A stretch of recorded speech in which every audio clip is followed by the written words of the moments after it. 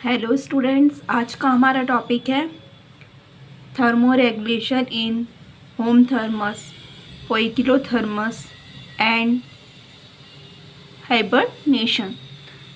यह MSc zoology के second sem के स्टूडेंट्स के लिए इम्पॉर्टेंट टॉपिक है, तो इस वीडियो पे लास्ट तक बने रहिएगा। तो इसके सिनॉप्सिस देखते हैं। फर्स्ट है इंट्रोडक्शन, सेकेंड है thermoregulation in homeotherms, third है thermoregulation in poikilotherms, fourth है thermoregulation in hibernation, fifth है कंक्लूजन, सिक्स्थ है रेफरेंस। तो इसका इंट्रोडक्शन देखते हैं। प्रत्येक जीवधारी को अपने शरीर की जैव रासायनिक प्रक्रियाओं को सुचारू रूप से चलाए रखने के लिए एक विशेष शारीरिक तापक्रम की आवश्यकता होती है। इस तापक्रम को जिनमें जीवधारी अपने शरीर के ताप को नियमित बनाए रखते हैं, थर्मो रेगुलेशन कहलाती है। सेकेंड टॉपिक है इसका थर्मो रेगुलेशन इन होमोथर्मस। वे जंतु जिनके शरीर का ताप वातावरण के ताप के घटने बढ़ने से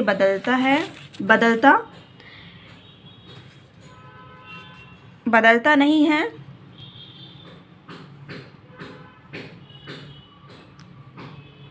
होमोथर्मिक जंतु कहलाते हैं। जैसे पक्षी एक एवं स्तनधारी। ये जंतु निम्न विधियों द्वारा अपने शरीर के ताप को नियमित बनाए रखते हैं, जिसमें ए है जब वातावरण का ताप शरीर के ताप से कम हो। जब वातावरण का ताप शरीर के ताप से कम हो जाता है, तब ये जंतु अपने शरीर की ऊष्मा को विकिरण द्वारा वातावरण को दे देते हैं तथा अपने शरीर के ताप को रखते हैं। इन जंतुओं में ताप विभाजन की निम्न विधियाँ पाई जाती हैं, जिसमें फर्स्ट है शरीर को लाल तथा रेशों को खड़ा करके। स्तनधारी के त्वचा में और तापग्राही पाए जाते हैं, जो ठंडे वातावरण में उत्तेजित हो जाते हैं तथा आवेग निकालने लगते हैं। इससे रिफ्लेक्शन उत्पन्न होने लगता है, जो त्वचा में रक्त प्रवाह को बंद कर देता है, जो मस्तिष्क में स्थित ग्राहियों को प्रेरित करता है।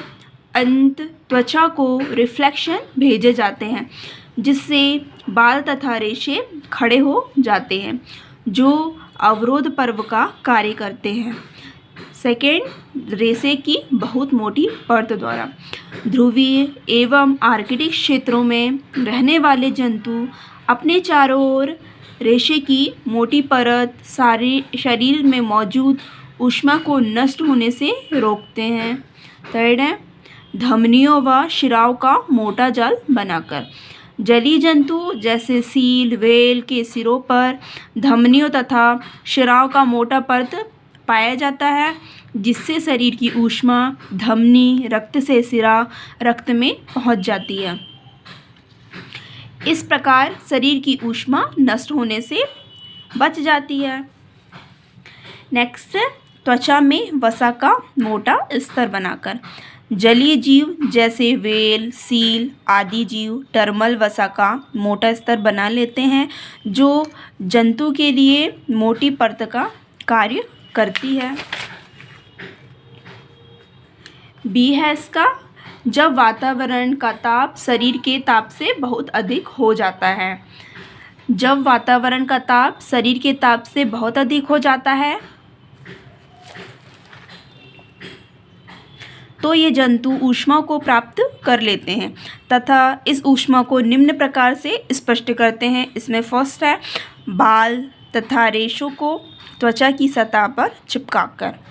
बाल तथा रेशों को त्वचा की सतह पर चिपका लेने से अवरोधक परत जो है वह पतली हो जाती है तथा त्वचा से ऊष्मा की अधिक मात्रा वातावरण में छोड़ी जा सकती है। नेक्स्ट है बिल में घुसकर। कुछ जंतु जैसे टेंडेट्स बिल में घुसकर स्वयं को गर्मी से बचाते हैं। नेक्स्ट है पसीने के रूप में शरीर से पानी को निकालकर। पसीने के रूप में बॉडी के पानी को निकालकर शरीर का ताप नियंत्रित किया जा सकता है। नेक्स्ट है ठंडे पानी में प्रवेश करके। कुछ जंतु जैसे सुअर, भैंस, हिरणों दोपहर में ठंडे पानी में प्रवेश कर पानी में पड़े रहते हैं। नेक्स्ट है पंखों को खड़ा करके। पक्षी गर्मी से बचने के लिए अपने पंखों को खड़ा कर लेते हैं। गर्मी से बचाव के लिए अपने पंखों को खड़ा कर लेते हैं, जिन्हें उन्हें ठंडक मिलती है। थर्ड टॉपिक है इसका थर्मो रेगुलेशन इन पोइक्लोथर्म्स। वे जंतु जिनके शरीर का ताप वातावरण के ताप के घटने बढ़ने से बदल जाता है, पोइक्लोथर्मस जंतु कहलाते हैं। जैसे फिश, उभयचर सरीसृप। पोइक्लोथर्मस एनिमल्स का ताप परिवर्तन पर कोई नियंत्रण नहीं होता है, इसलिए इन जंतुओं में कई और ताप नियंत्रण नियमन व्यवस्था नहीं होती है, जो उनसे व्यवहार एवं उपापचय क्रिया द्वारा होते हैं। अनेक सांप तथा छिपकली प्रायः गर्मी होने से धूप सेकते हैं, जिससे इनके बॉडी का जो ताप है वो 20 सेल्सियस तक जाता है। कुछ कीड़े अपने पंखों को फड़फड़ाकर फ्लाइट पेशियों का ताप बढ़ा लेते हैं, जिससे कि पंखों द्वारा उड़ा जा सके। इसके अतिरिक्त इन जंतुओं में ताप नियमन के कुछ अन्य तरीके भी पाए जाते हैं। जैसे वेनेशा नामक तितली के लार्वे सर्पियों में समूह में रहना पसंद करते हैं, जिससे इनका ताप वातावरण के ताप से 1.5 से 2.01 सेल्सियस अधिक रहता है। फोर्थ टॉपिक इसका थर्मो रेगुलेशन इन हाइबरनेशन। कुछ जंतु अत्यधिक सर्दी से बचने हेतु भूमिगत हो जाते हैं, मतलब भूमि के अंदर चले जाते हैं। जंतुओं का सर्दियों के दिनों में भूमिगत हो जाना हाइबरनेशन कहलाता है। जैसे मेंढक तथा कुछ जीव आंशिक रूप से शीत निद्रकीयता में रहते हैं। हाइबरनेशन प्रदर्शित करने का कारण ठंडे मौसम में भोजन की कम उपलब्धता के कारण जंतुओं के भूखे मरने की नौबत आ जाती है। ऐसी स्थिति में मृत्यु से बचने के लिए जीव शीत निष्क्रियता में चले जाते हैं। शीत निष्क्रियता के दौरान जंतु आरक्षित भोजन पर निर्भर रहता है तथा इसकी गतिविधियां बहुत कम हो जाती हैं। हाइबरनेशन के दौरान जंतु में होने वाले परिवर्तन जो इस प्रकार हैं। इसमें फर्स्ट है शरीर का ताप कम हो जाता है, जिससे शरीर द्वारा ऊष्मा की क्षति बहुत कम हो जाती है। नेक्स्ट है कम भोजन के फलस्वरूप मेटाबॉलिज्म दर भी कम हो जाती है। नेक्स्ट है शरीर की सभी गतिविधियां बहुत कम हो जाती हैं। फिफ्थ टॉपिक है इसका कंक्लूजन।